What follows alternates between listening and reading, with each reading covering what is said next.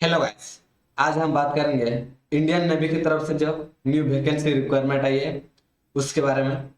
उस application submission का start date क्या है, एप्लीकेशन सबमिशन का एंड डेट क्या है, एज लिमिट क्या है और एजुकेशन क्वालिफिकेशन क्या है और एलिजिबिलिटी क्राइटेरिया क्या है। तो चलिए वीडियो को शुरू करते हैं। माई सेल्फ सुभाष सरन, राष्ट्रीय इकोनॉमी की तरफ से। तो चलिए नोटिफिकेशन को डिटेल्स में देखते हैं।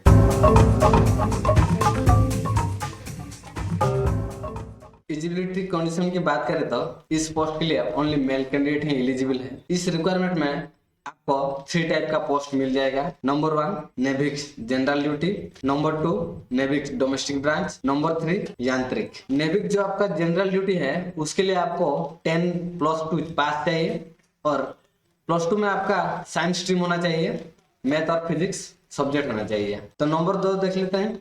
नेविक्स डोमेस्टिक ब्रांच के लिए आपको सिंपली 10 पास चाहिए। अगर आप 10 पास किए हैं तो इस एप्लीकेशन के लिए आप एलिजिबल है। नंबर 3 यांत्रिक। यांत्रिक की बात करता हूँ, अगर आप 10 क्लास पास हैं और आपके पास 3 और 4 ईयर्स का डिप्लोमा कोर्स है किसी भी ट्रेड में, इलेक्ट्रिकल, मैकेनिकल, इलेक्ट्रॉनिक्स, टेलीकम्युनिकेशन, तो आप इस पोस्ट के लिए एलिजिबल हैं। और अगर आपने 10 और +2 पास किए हैं तो आपको 2 और 3 ईयर्स का डिप्लोमा कोर्स चाहिए। उसमें भी आपको किसी भी ट्रेड में डिप्लोमा का सर्टिफिकेट होना चाहिए, इलेक्ट्रिकल, मैकेनिकल, इलेक्ट्रॉनिक्स, टेलीकम्युनिकेशन। चलिए अब हम देखेंगे क्राइटेरिया क्या है और टोटल वैकेंसी के बारे में। इस रिक्वायरमेंट के लिए आपको मिनिमम 18 ईयर्स चाहिए और मैक्सिमम 22 ईयर्स चाहिए। बोर्न बिटवीन 1 अगस्त 2000 टू 30 जुलाई 2004।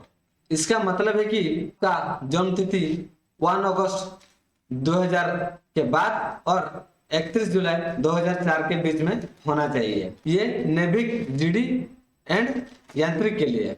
ऐसे ही देखें तो नेविक डीबी मतलब डोमेस्टिक ब्रांच के लिए born between 1 October 2000 to 30 September 2004।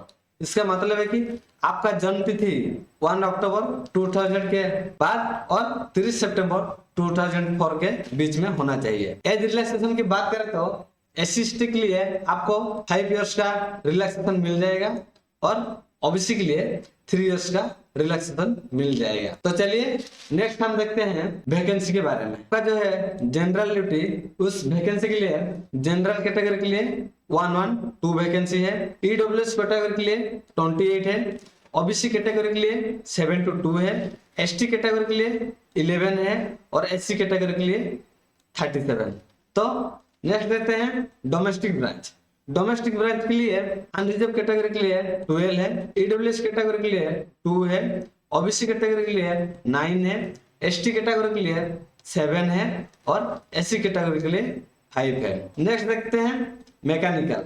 Mechanical के लिए अनरिजर्व कैटेगरी के लिए 4 है, ईडब्ल्यूएस कैटेगरी के लिए 1 है, ओबीसी कैटेगरी के लिए 2 है, एसटी कैटेगरी के लिए 6 है और एससी कैटेगरी के लिए 0 है। तो नेक्स्ट देखते हैं इलेक्ट्रिकल। इलेक्ट्रिकल पोस्ट के लिए आपको अनरिजर्व में मिल जाएगा 6, ईडब्ल्यूएस में 0, ओबीसी में 2, एसटी में 0 और एससी में 1। ऐसे ही इलेक्ट्रॉनिक्स के लिए देखेंगे तो अनरिजर्व कैटेगरी के लिए 3, ईडब्ल्यूएस कैटेगरी के लिए 0, ओबीसी कैटेगरी के लिए 1, एसटी कैटेगरी के लिए 0, एससी कैटेगरी के लिए 1। ये था टोटल वैकेंसी के बारे में। तो नेक्स्ट देखते हैं सिलेक्शन प्रोसीजर। सिलेक्शन प्रोसीजर क्या होगा? पहले रिटन एग्जाम होगा। रिटन एग्जाम में को पहले नेविक जो डोमेस्टिक ब्रांच है उसके लिए रिटन टेस्ट 1 सेक्शन ए आपको पहले देना पड़ेगा। जो पासिंग मार्क होगा यूआर ईडब्ल्यूएस ओबीसी कैटेगरी के लिए 30 और एससी एसटी के लिए 27। नेविक जीडी जो जनरल ड्यूटी है उसके लिए सेक्शन 1+2 एग्जामिनेशन होगा, रिटन टेस्ट। तो इस उसमें पास मार्क क्या है? यूआर ईडब्ल्यूएस ओबीसी के लिए 50 मार्क्स आप रखेंगे तो पास हो जाएंगे और एससी एसटी के लिए 44। तो ऐसे ही देखेंगे यांत्रिक यानी इलेक्ट्रिकल, उसमें सेक्शन 1 और ट्रिपल ए एग्जाम होगा। उसमें पासिंग मार्क है यूआर और ईडब्ल्यूएस के लिए 3+20, टोटल में आप 50 रखेंगे तो आप एग्जाम में पास हो जाएंगे। SC/ST की बात करें तो आप 44% मार्क रख सकते हैं तो पास हो जाएंगे। यांत्रिक इलेक्ट्रॉनिक्स की बात करें तो सेक्शन I प्लस IV का एग्जाम होगा, उसमें UR, EWS, OBC कैटेगरी के लिए 50% मार्क्स चाहिए और SC/ST के लिए 44%। यांत्रिक मैकेनिकल की बात करें तो सेक्शन I एंड IV के अनुसार एग्जाम होगा, उसमें UR, EWS, OBC कैटेगरी के लिए 50 मार्क्स चाहिए और SC/ST के लिए 44। अब हम बात करेंगे रिटन एग्जामिनेशन के बारे में, detail of examination, subject wise question, passing mark और सिलेबस के बारे में। सेक्शन 1 के लिए आपको मैक्सिमम 60 मार्क एग्जाम देना पड़ेगा, टाइम टेकिंग 45 मिनट्स। क्वेश्चन आपको मैथ से 20 मार्क्स, साइंस से 10 मार्क्स, इंग्लिश से 15 मार्क्स, रीजनिंग से 10 मार्क्स और जीके 5 मार्क्स। पासिंग मार्क्स की बात करें तो UR, EWS, OBC कैटेगरी के लिए 30 मार्क और SC/ST के लिए 27।